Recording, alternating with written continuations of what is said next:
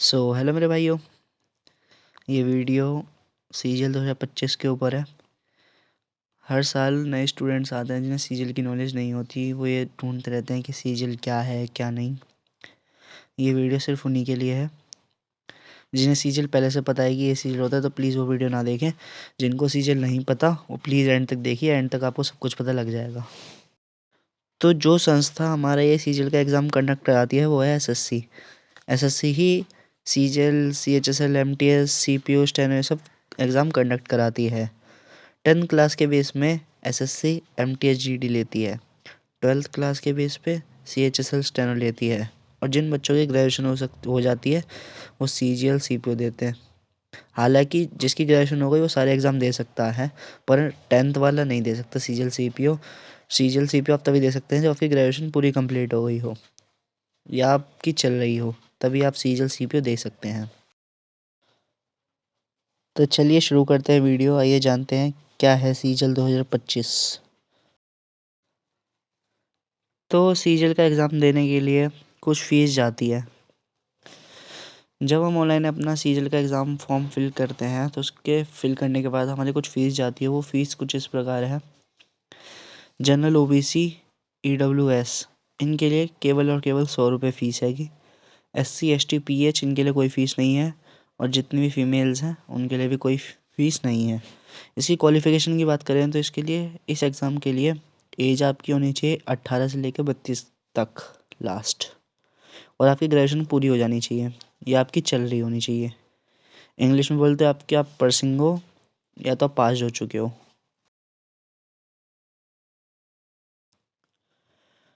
तो ये education qualification कुछ इस प्रकार होती है। जेएसओ की क्वालिफ़िकेशन ये होती है जैसे कि आप वीडियो में दिख रहा होगा। स्टैटिस्टिकल इन्वेस्टिगेटर की क्वालिफ़िकेशन ये होती है। और all other post just like ASOs, इन सब की bachelor degree in any discipline from a recognised university for equivalent. मतलब आपके पास खाली ग्रेजुएशन होनी चाहिए किसी भी स्ट्रीम से, कितनी परसेंट हो उसमें। तो इस एग्ज़ाम को देने के लिए कुछ एज लिमिट भी रखी गई है हमारी एसएससी की तरफ से। अगर आपको पोस्ट चाहिए accountant, auditor, tax assistant, SI in CBI, UDC, तो आपकी एज होनी चाहिए 18 से लेकर 27। अगर आपको जेएसओ पोस्ट चाहिए तो आपकी 32 एज होनी चाहिए, 18 से 32। फॉर ऑल रिमेनिंग पोस्ट 18 से 30 तक होनी चाहिए। और जो एसएससी हमारी एज काउंट करता है वो 1 जनवरी 2024 तक नहीं करता, 1/8 2024 तक करता है। मतलब जो भी साल चल रहा होता है उसमें अगस्त से काउंट होती है, अगस्त तक, कि आपकी अगस्त तक एज कितनी हो गई है। तो एसएससी में कुछ एज रिलैक्सेशन भी मिलता है। एससी एसटी वालों के लिए 5 साल, ओबीसी वालों के लिए 3 साल, एक्स सर्विसमैन अगर किसी घर में रह चुका है तो वो 3 साल। ये एज रिलैक्सेशन है अपनी एसएससी का।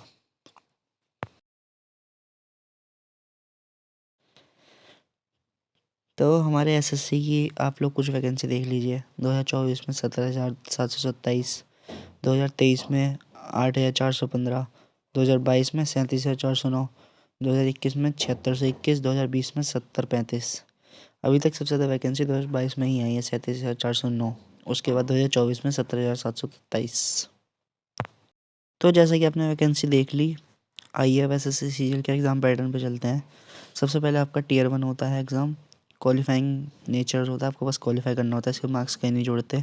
अगर कट ऑफ से आप 0.1 भी ज़्यादा लाते हैं तो बस ठीक है, आपको सिर्फ क्वालिफाई करना होता है। फिर आपका टीयर 2 एग्ज़ाम होता है। फिर जब आपका टीयर 2 एग्ज़ाम होता है उसके बाद एक मेरिट लिस्ट आती है। मेरिट लिस्ट के में अगर आपका नाम होता है तो आपको डीवी के लिए बुलाया जाता है। डीवी के बाद आपकी सीधी सीधी ज्वाइनिंग हो जाती है। सीजीएल का एग्ज़ाम पैटर्न टीयर 1 का कुछ इस प्रकार है। आपके पास मैथ्स के 25 क्वेश्चन होते हैं, जीएस के 25 क्वेश्चन होते हैं, रीजनिंग के 25 क्वेश्चन होते हैं, इंग्लिश के 25 क्वेश्चन होते हैं। टोटल देखा जाए तो 100 मार्क्स का पेपर बन जाता है। नेगेटिव मार्किंग इसमें 0.5 नंबर की होती है। पर क्वेश्चन इसमें 2 नंबर का होता है। टोटल आपकी जो कट ऑफ बनती है वो 200 में से बनती है। टाइम आपको सिर्फ इसमें 1 घंटे का दिया जाता है। आइए टीयर 2 का भी एक बार पैटर्न देख लेते हैं।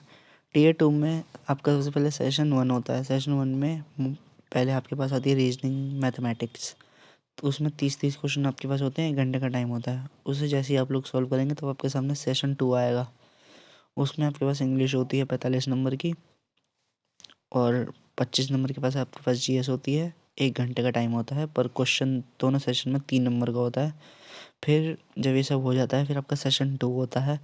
उसमें सबसे पहले आपके पास कंप्यूटर आती है, इसे खाली क्वालिफाई करना होता है। इसकी कट ऑफ क्वेश्चन आती है, इसे खाली क्वालिफाइंग करना पड़ता है। जितनी भी कट ऑफ जाती है उससे ज़्यादा आपके नंबर होने चाहिए। इसके क्वेश्चन 20 आते हैं, पर क्वेश्चन इसमें 3 नंबर का होता है। 15 मिनट का आपको टाइम मिलता है। फिर उसके वही तुरंत कंप्यूटर खत्म होने के बाद आपको मॉड्यूल 2 में ओपन हो जाता है आपके आगे। फिर आपको डेटा एंट्री करनी पड़ती है। उसके लिए आपके पास केवल 15 मिनट होते हैं और ये भी क्वालिफाइंग ही होता है। आपको कुल मिला के सेक्शन जो 3 होता है इसे खाली क्वालिफाई करना होता है। अगर आप इसमें रहते हैं तो आप एग्ज़ाम में फ़ेल हो जाते हैं। इसलिए इसे क्वालिफाई करना बहुत बहुत ज़रूरी है। और जो आपकी कट ऑफ बनती है वो सेक्शन 1 और सेक्शन 2 से बनती है। और भाइयों प्लीज़ मेरी आवाज़ पे इतना गौर मत करना, मुझे ज़ुकाम हो रखा है इसलिए इतना थोड़ा सही से वॉइस ओवर नहीं हो पा रहा। बहुत ज़्यादा ही ज़ुकाम हो रखा है इसलिए थोड़ी नाक बंद है। Please adjust. आइए मैं आपको एक बार प्रीवियस ईयर की कट ऑफ दिखा देता हूँ। देखिए 2022 में यूआर की कट ऑफ 114.2, 2023 में जनरल की कट ऑफ 150 सीधा। अप्रॉक्स आपको एग्ज़ाम निकालने के लिए 130 से 140 के बीच में नंबर अपने रखने पड़ेंगे अगर आपको सीजीएल निकालना है तो चलिए गाइस, होप करता हूँ आपको वीडियो अच्छी लगी होगी। अगर आपको वीडियो अच्छी लगी तो प्लीज़ लाइक शेयर कमेंट और सब्सक्राइब जरूर कर लीजिएगा गाइस।